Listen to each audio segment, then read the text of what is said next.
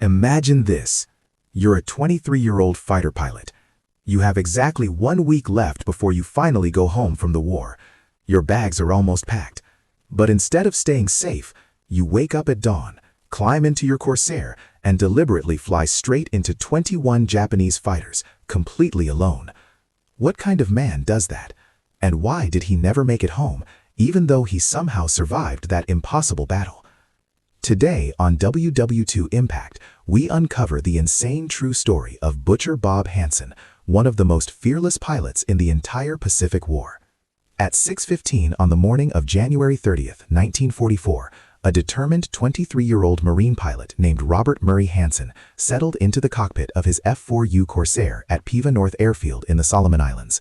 Around him, 18 Grumman TBF Avenger torpedo bombers were slowly taxiing into position, preparing for what many considered the most dangerous mission in the entire Pacific theater at that time. Hanson had already achieved something remarkable. In just the past 17 days, he had scored 21 confirmed aerial victories. He was scheduled to rotate back to the United States in only 1 week. For most young pilots, that would have been enough. They would have counted the days and kept their head down, but Robert Hanson was not most pilots.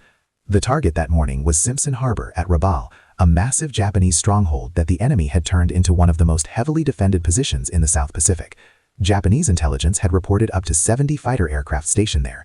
The American force consisted of just 8 Marine Corsairs escorting those 18 slow-moving torpedo bombers. The odds were terrifying. Since November of the previous year, the Marines had already lost 43 pilots in the skies over Rabaul.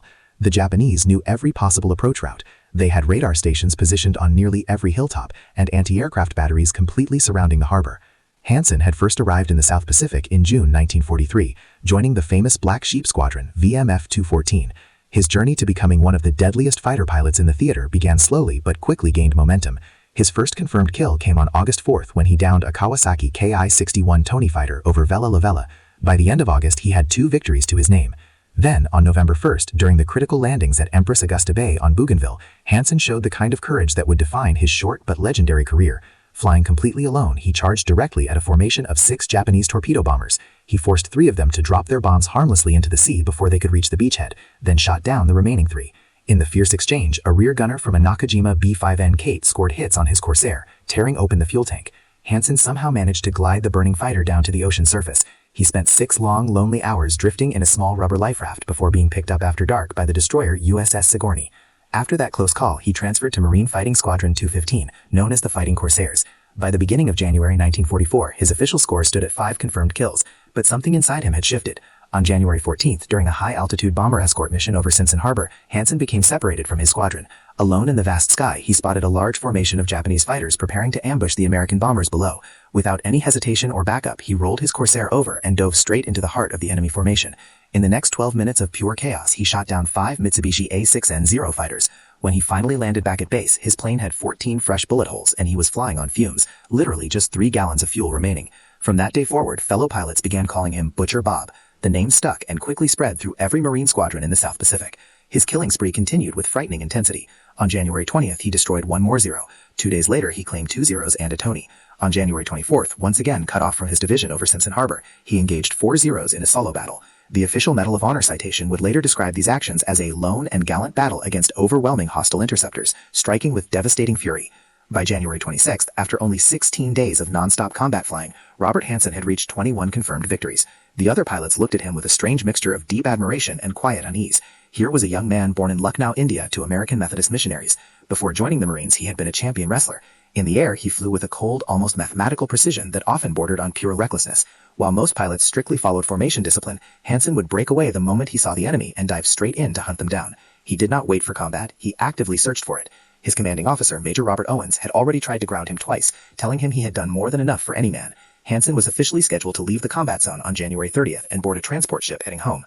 But the morning of January 30th brought a new urgent intelligence report. A major Japanese convoy movement had been detected near Rabaul.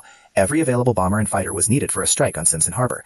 The briefing was serious. The approach would be from the southeast. The torpedo bombers would attack from 12,000 feet, while the fighters maintained high cover at 15,000 feet. Everyone knew the enemy reaction would be massive and immediate. In the pre-dawn darkness, Hanson walked out to his Corsair, Bureau number 56039, the same aircraft that had carried him safely through 6 previous dangerous missions over this heavily defended target. The powerful Pratt & Whitney R2800 double wasp engine roared to life with its distinctive deep sound, delivering 2,000 power horsepower and capable of reaching speeds of 417 miles per hour. At 6:15 a.m. the formation began taking off. By 7:30 they had crossed the northern coast of Bougainville, with Simpson Harbor still 90 miles ahead. Hanson carefully checked his ammunition, 6.50 caliber Browning machine guns with a total of 2,400 rounds. Then the radio crackled with the warning everyone had been dreading. 21 Japanese fighters were climbing rapidly to intercept them. Intelligence identified 17 Mitsubishi A6N0s and 4 Nakajima Ki-44 fighters, which the Americans nicknamed Tojos. For nearly 2 years, the Zero had been the terror of the Pacific skies.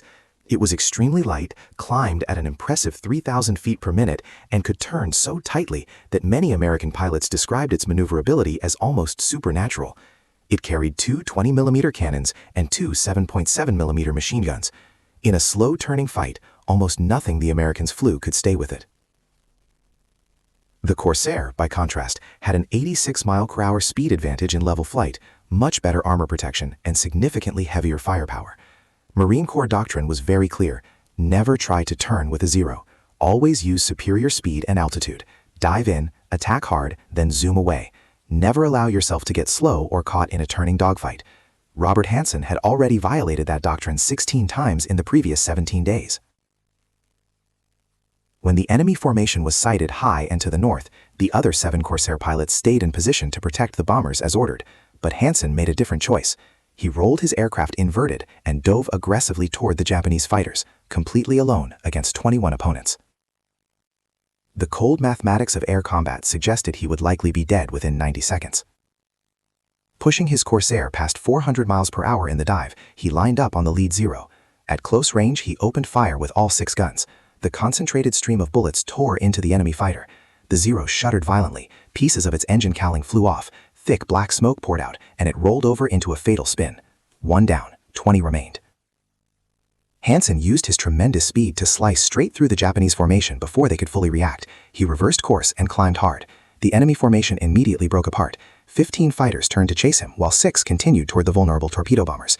His single-handed charge had succeeded in scattering the attack and giving the bombers precious breathing room. But now Hanson had 15 determined Japanese fighters locked onto his tail. What followed was an epic 20-minute aerial battle that still stands as one of the most remarkable individual performances of the Pacific War. Hanson used every ounce of his skill, courage, and tactical awareness. He climbed vertically until his speed bled off, then rolled inverted and dove back down. He executed snap rolls, hammerhead turns, and daring head-on passes. Even as his Corsair began taking more and more damage, bullets punching through wings, cockpit, and fuselage, he refused to disengage. At one dramatic moment, he deliberately flew inside the Japanese defensive Loufberry circle, turning their own mutual support tactic against them so they could not fire without risking hitting their own planes. When the bombers finally completed their mission and headed safely back toward Bougainville, Hanson had added at least 4 more confirmed victories to his score that single day, bringing his official total to 25. He was now tied with some of the greatest Marine aces in the theater. Miraculously, he managed to bring his badly damaged Corsair back to Peeville North Airfield. When he climbed out, ground crew counted 47 bullet holes in the aircraft. The right aileron was barely hanging on, the engine was overheating badly, and oil and coolant were leaking heavily. It was a miracle the plane had made it home at all. That evening, war correspondents rushed to the airfield wanting interviews and photographs. The story of the lone Corsair pilot who had engaged 21 enemy fighters spread quickly across American newspapers.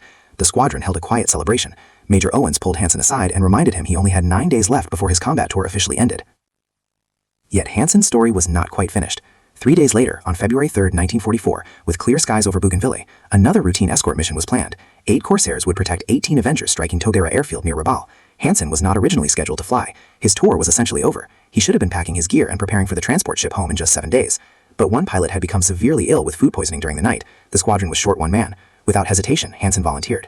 Major Owens tried to refuse, reminding him of his 25 confirmed kills, the pending Medal of Honor, and the Navy Cross he had already earned. But Hanson insisted. The mission needed 8 Corsairs, and he was ready and qualified. The strike itself went smoothly. On the return leg, as the formation passed Cape St. George on the southern tip of New Ireland, Hanson suddenly broke formation and dove toward a prominent Japanese lighthouse that served as an important observation post and anti-aircraft position. At low altitude, he opened fire with his 6 machine guns. Stone and debris exploded from the tower. Almost immediately, the Japanese anti-aircraft batteries opened up with intense 25 and 40mm fire. As Hanson pulled up from his strafing run, disaster struck. His right wing clipped the water surface. The impact ripped the wing completely away from the fuselage. The Corsair cartwheeled violently across the waves.